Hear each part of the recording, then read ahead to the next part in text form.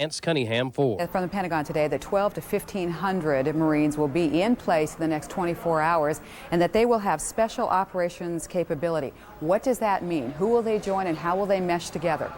Yeah, they're called the MUSOC, S-O-C, Special Operations Capable. They train with the Special Operations Forces, and they provide additional firepower that's much heavier than the small 12 to 14-man teams that comprise the Special Operations. Again, they have internal firepower of their own. They have the light armored vehicles, the mortars, as I said, even tanks, other vehicles that carry with them so they can back up and assist. They would be used in a larger operation to block entry and exit to areas and to assist the Special Operations Forces, all of them supported by air. They've talked about the non-Afghan fighters, been described variously as suicidal or experienced and suicidal. Are the numbers there for U.S.-led forces and for the Marines and Special Op forces to go in there for a nasty to-the-death fight? Well, it depends on how many they're arrayed against. Clearly, they are well-trained. They can fight at night. They also have very good weaponry with them. They're very, very well equipped. So it depends upon how many of the Marines and Special Forces are arrayed against how many of the defending fighters out there. You can be sure that what this does is give General Franks the capability with additional troops to use them that are inserted and others that he may bring in a well-designed plan to go after al-Qaeda and bin Laden. He's not going to throw small teams in against forces that are vastly superior so that they get captured or killed. We're much smarter than that. They're reacting to us. We're not playing their game is the important message here, Donna. Our CNN military analyst, General Don Shepard, thanks very much. Coming up for you later, too, Judy, we're going to talk a little bit more about Tora Bora. There was a report that maybe Osama bin Laden was spotted there just days ago, so we'll look more into that area and what that cave network looks like. Judy? All right, well, we will be watching a lot more about those caves today. For President Bush's reaction to these and other fast-moving events in Afghanistan and the war on terrorism in general, let's bring in our John King, our senior White House correspondent. He's there now, and he joins us. Hello, John. Hello, Judy. The president using very serious, very sober tone today, if you will, in describing this new phase of the campaign in Afghanistan, specifically Marines in on the ground. Mr. Bush called it a very dangerous period. He also said that there are certain to be casualties in the days ahead. He said no president or commander-in-chief wants that. Deaths in theater by U.S. military personnel is the way he put it, but he also said the American people should expect some casualties in the days ahead. The president was out in public here in the Rose Garden. He greeted those two Christian aid workers, Heather Mercer and Dana Curry. They were released a little more than a week ago from Afghanistan. They were here to meet with the president in the Oval Office. Then he came out into the Rose Garden discussing not only the ongoing campaign, the current phase of the military operation in Afghanistan, but Mr. Bush, in response to questions from reporters, also looking ahead a little bit to future fronts in this war, making very, very clear that he believes down the road that Iraq could be a potential target. If anybody harbors a terrorist, they're a terrorist. If they fund a terrorist, they're a terrorist. If they house terrorists, they're terrorists. I mean, I can't make it any more clearly to other nations around the world. If they develop weapons of mass destruction that will be used to terrorize nations, they will be held accountable. And as for Mr. Saddam Hussein, he needs to let inspectors back in his country to show us that he is not developing weapons of mass destruction.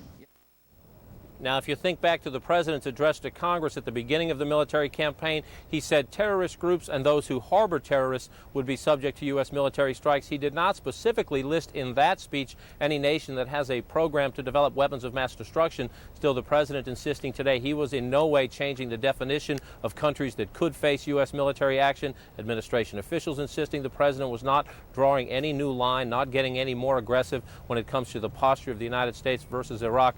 But administration officials also saying this could complicate things for the Secretary of State. Secretary Powell has spent a fair amount of time trying to keep the international coalition together by telling Arab nations around the world that the United States would not target Iraq unless it had hard, specific evidence linking Baghdad to the September 11th attacks. Administration officials saying they still have no such evidence, but the president also making clear today that as he looks down the road, one of the countries he will look at in considering potential future targets remains Iraq. Judy?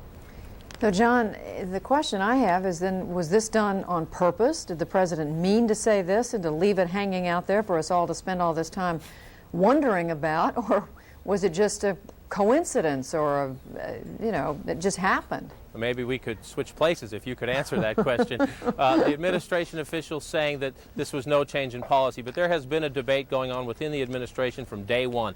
People like the Deputy Defense Secretary Paul Wolfowitz are nicknamed the bombers among senior administration officials because they advocate a very aggressive posture toward the government of Iraq and other countries they say in the past have harbored terrorists. They don't want to make this just about September 11th. Secretary Powell, on the other hand, remember the top military commander at the time of the Gulf War more than a decade ago, has said one step at a time and that you cannot raise the threat of attacking Iraq unless you have firm evidence. So we know this debate has been raging within the administration. Just last week we were reporting that the Vice President and others had urged everyone not to take this debate out in public, to have it in private.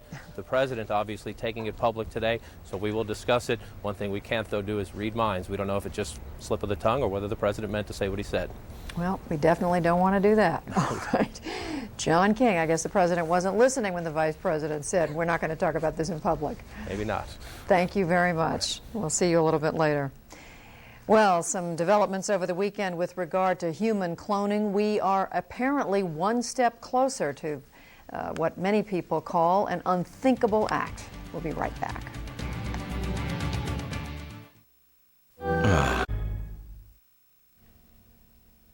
Well, we've been reporting since last night that U.S. Marines have now landed in southern Afghanistan. They number now in the hundreds. More are coming in. The ones who were there apparently already involved in some fighting. For the very latest, let's go to the Pentagon and to our Bob Franken. Bob? Well, Judy, Captain David Romley, who is a Marine spokesman on the ground in Afghanistan, has told wire service reporters that U.S. military Marine helicopter gunships have attacked an armored column. They would not specify, he would not specify whose armored column it was, nor the direction it was heading, but it would become the first Marine action since the deployment of the Marine units from the ships off the shore of Afghanistan. About 500 are in place now, and another 500, 600 or so are expected before the operation is set up at an airfield southwest of Kandahar. Now, it is known, of course, that the Taliban are putting up a struggle to continue to hold Kandahar in the southern part of Afghanistan, but they're under attack by a coalition of opposition forces, and the Marines have gone in that particular circumstance. Now, the reason that it is being reported the way it is that the Pentagon had established kind of a convoluted media arrangement where Captain Tomley went into the area with two wire service reporters. So when we asked for confirmation here, the response was, well, since it's coming from Captain Tomley, it is obviously true. So that is the confirmation we're getting, that the first military action by the Marines has commenced in southern Afghanistan, an attack by Marine helicopter gunships on an armored column, not identified who the adversaries were. Judy?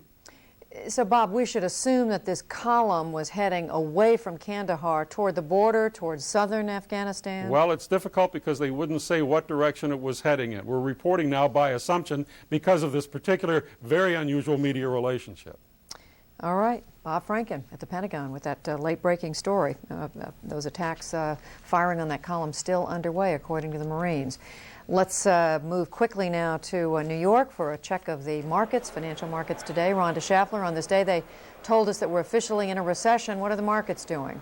Well, the markets are actually moving higher, Judy. They've been trading in a fairly narrow range, but keep in mind, the market is already looking beyond a recession, and the same group that told us we're in a recession said we should be recovering by July of next year, and markets tend to look forward when it comes to trading. So the markets are holding up pretty well. The Dow Jones Industrial Average, in fact, right now is working its way back up towards session highs. It's up better than 20 points. Merck jumping more than $1.50. The FDA has granted it 6 more months of marketing exclusivity for its blood pressure drug, Prinaval. NASDAQ climbs 1.5% right now. Biotech stocks getting a boost following news over the weekend that Advanced Cell Technology cloned a human embryo. The Massachusetts-based company is privately owned, but ImClone, an investor in the company, is benefiting. Other biotechs like Amgen, Biogen, Genentech, and Human Genome Sciences are all trading higher. Philip Morris and other major U.S. tobacco companies are asking a court to overturn a landmark anti-smoking verdict. They filed papers today appealing a punitive damage award of $145 billion, the largest in U.S. history. Jurors assessed those damages last July after finding the tobacco companies responsible for the injuries suffered by 3 Florida smokers. But the cigarette makers are challenging the ruling on a number of grounds. They say many legal errors were made by the presiding judge, that the plaintiff's attorney acted improperly, and that the damage award is excessive. That's the latest from Wall Street.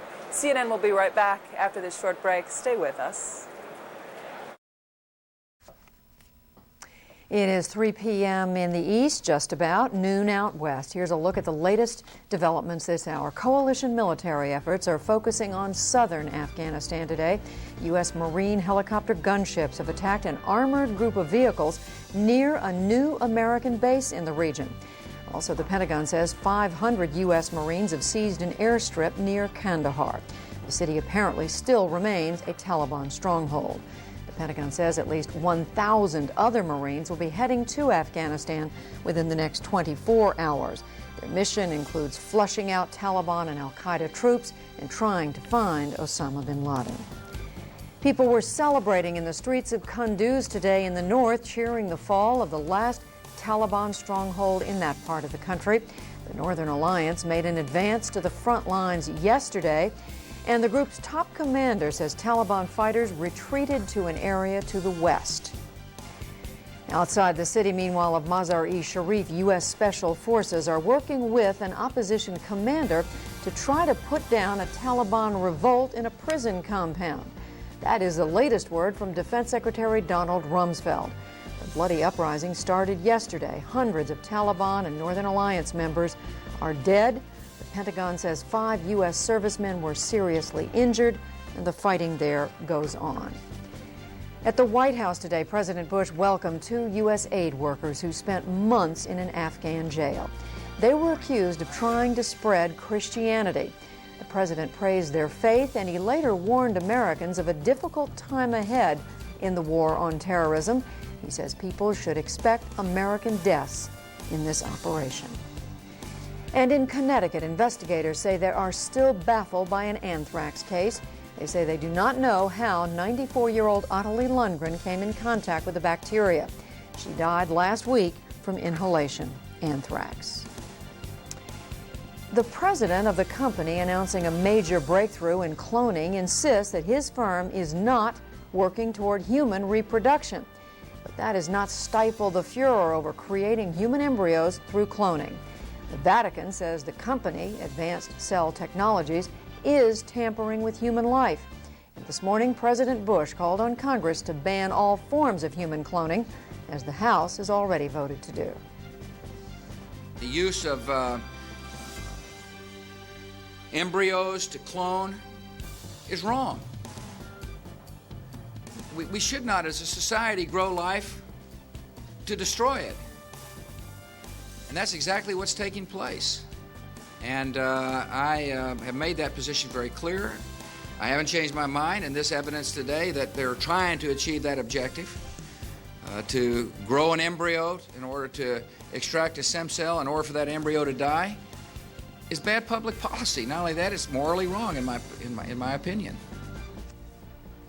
CNN's medical correspondent Rhea Blakey joins us now to talk some more about this complex and controversial subject. Rhea. Extremely controversial. And the president isn't the only person on Capitol Hill, Judy, who is speaking out on this issue. Senator Sam Brownback today is introducing legislation calling for a 6-month moratorium on all human cloning. Now, that's obviously in response to the creation of the first cloned human embryos. The Massachusetts company responsible for the scientific breakthrough claims that its goal is to push forward on what it calls regenerative medicine, creating replacement body parts.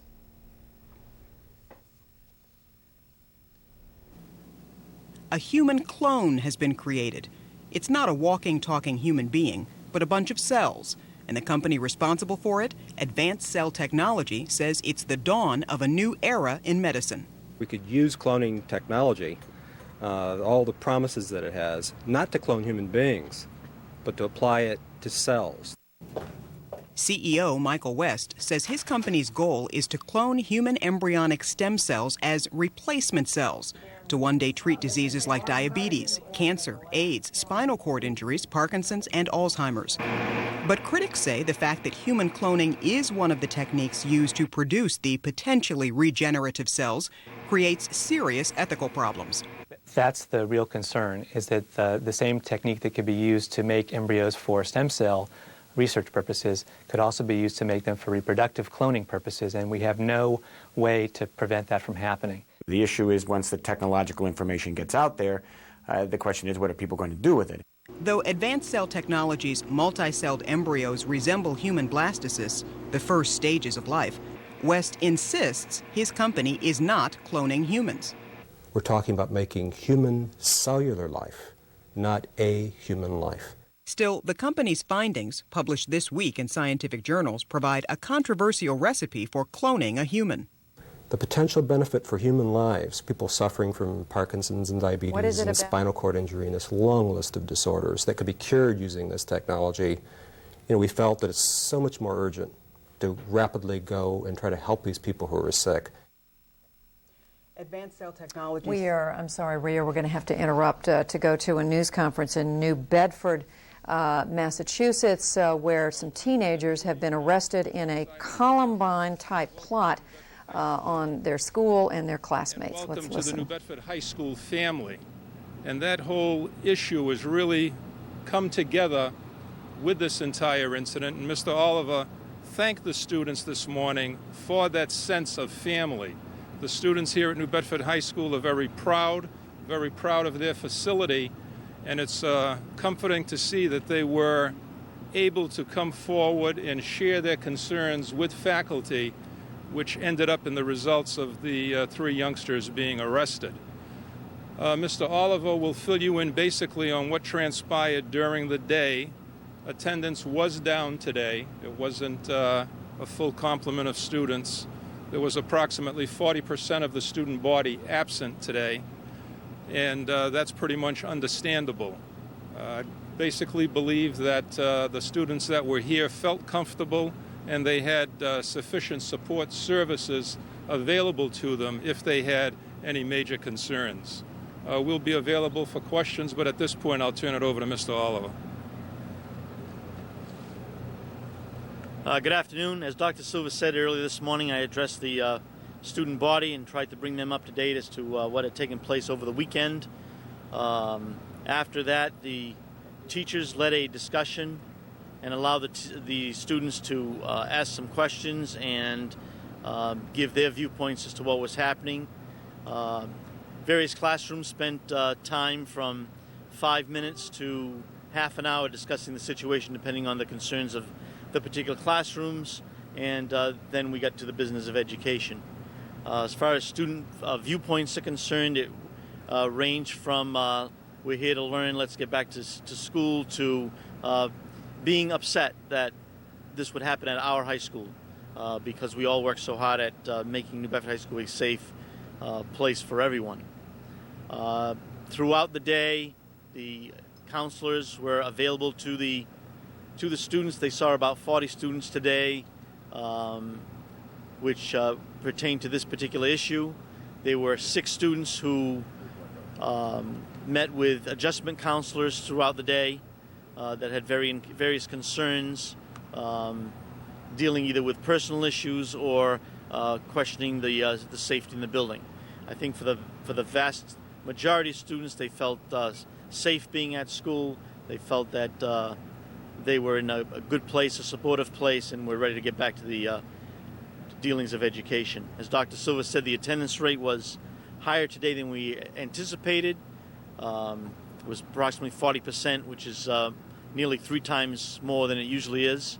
And we're anticipating tomorrow that the attendance will improve, and we want to take this opportunity to ensure parents that New Bedford High School is safe and that we'd like to get our students back to their classrooms as soon as possible. Jason, why don't you start right there? If you'd like, Joe's having some difficulty moving on his ankle, so we'll take any educational questions about the school now. If I could ask you about the teachers. Some of the students we spoke to coming out said that a lot of the teachers weren't here today. Was that their perception, or indeed did a lot of the teachers not? We had approximately 20 teachers absent today out of 260. Of those 20, 10 were involved in either a funeral leave or a school business day, which meant that they were attending conferences. We only had 10 teachers absent due to illness. Anyone else? Is that normal? That's about normal. That's about normal for a school day. Sir, You mentioned that the kids in some of the talking in class, some were upset over our high school happening in our high school. Did you sense a fear or more of an anger on their part? I think it was an anger and a concern that I don't think it was fear.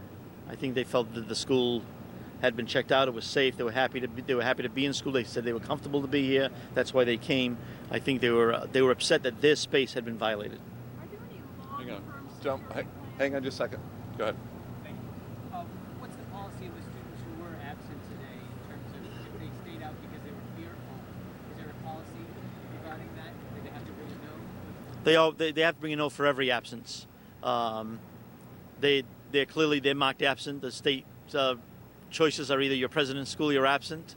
So they were marked absent. Obviously, if parents felt it was appropriate to keep them home today because of the situation, that's a parental decision. Is that an excused absence then? It's an absence. As long as they bring a note from their parents, it would be an excused absence. Go ahead. Are there any plans for long-term security changes here at the school in terms of police officers or counselors? Well, I think one of the reasons we were successful in averting a tragedy at the high school is because of what we have in place now. Especially over the last couple of years, as Dr. Silva said yesterday, security has always been a concern of the New Bedford Public Schools. Especially over the last year or so, we have had a working security committee look at what we needed to do in the school to beef it up even more. And I think as a result of that, this September we added the school resource officers. We also had an updated intercom system and a surveillance system added. We have an ongoing security committee which is going to reconvene this week to evaluate what went right, what needs to be looked at, and what improvements we could make. It's an ongoing program. Dr. Silva, do you want to add anything on that? No, basically, Mr. Oliver did cover the security issue. Security has been paramount here in New Bedford. Security has been paramount here in the New Bedford Public Schools. This is not something that has been that we've thought about in the last couple of years. This has been going on for a considerable amount of time, and the security that is involved here is across the district. We do have, in all our facilities are locked. There is only access through a buzzer and an identification of the individual on the outside of the building, and security issues vary throughout the district. The most sophisticated one, as Mr. Oliver pointed out, is here at New Bedford High School, and it's the most recent. We've just completed upgrading the security at this school. Jeff? Based on what you've heard from the police, do you believe you were very close to something very serious here? Do you believe something really would have happened? I certainly do. From my conversations with the police and the people that were investigating this particular case, everyone felt pretty confident that something would have resulted from this incident. Something as major as we've kind of built it to be? I would tend to say yes to that. Over here, to the right. No, I'm just going to ask you if we can... Okay. Any other questions? Right. Young lady, start here, go left. Do you expect students to be welcome back at school at all? Should, one way or the other, if their names are cleared or if they are charged? What's your sense? Oh, you mean the students that have been arrested? If in fact they're cleared, would they be welcome back at school? That's an interesting question, and something that would, if that's the case and the scenario that you described, I'm sure a transition would need to take place at that point to assure other students that if in fact this did happen, that they could be comfortable with their classmates. Yes. I was just wondering whether there's been any discussion today among the faculty about how to reach students like this, and whether, obviously, the security system perhaps doesn't work, but whether there is anything that you can learn from this about how troubled kids can be allowed to progress at this point, and what is pick up the signs. I can start answering that question, and I can let Mr. Oliver follow up with that. We have crisis counselors that are assigned to this school on a full-time basis. So they're here full-time every day throughout the school year. They're there as an immediate service to students and a referral from other counselors and or teachers and administrators to provide the necessary service to students who are in need. Yesterday when we met with faculty, the crisis counselors did point out some of the issues that faculty members should be looking for today. Behaviors in students and how they reacted to this whole situation, and strategies on how to deal with that in the referral process to get the support that they need. Joe, you might. And I'm sure there were some informal discussions amongst teachers today about issues such as that. We did not have time during the course of today to get the entire faculty together and have a discussion, but it's certainly something that we would need to do in the future either at a general staff meeting or during a professional development day. Question. How many students avail themselves of the crisis counselor? There are about 6. About 6 students? Yes. Yep. More arrests you mentioned earlier. No. We're talking education. Go ahead and figure out, doing colleges precisely as possible. What you said to the students today, what the message was? I indicated this morning when I met with the press that basically what happened this morning is we opened up with our morning exercises as we do every Monday morning, and then when they arrived at their first period class, I basically talked about three issues. One, what took place in sequential order from 3 or 4 weeks ago when we had our initial conversation.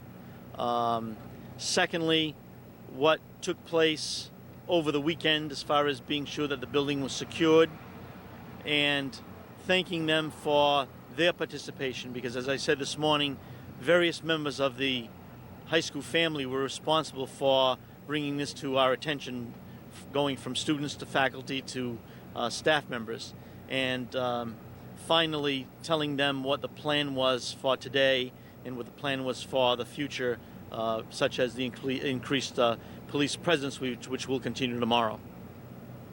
Any other questions?